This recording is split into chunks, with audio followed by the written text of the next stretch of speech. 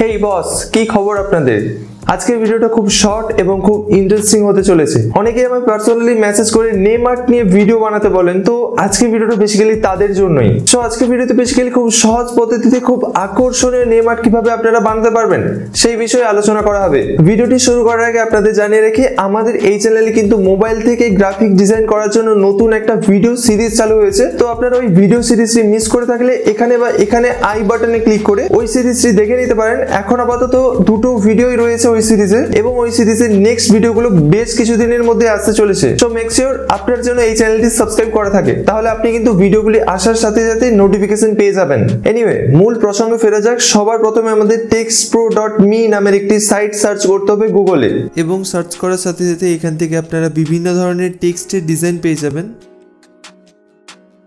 এখান থেকে আপনারা আপনাদের পছন্দের যে কোনো ডিজাইনের উপর ক্লিক করুন। এখানে জাস্ট এই টেক্সট বক্সে আপনার নামটি ফিল করুন। দেন এখান থেকে জাস্ট গো অপশনে ক্লিক করলে আপনার লেখাটি কিন্তু এই রকম ডিজাইনের হয়ে যাবে।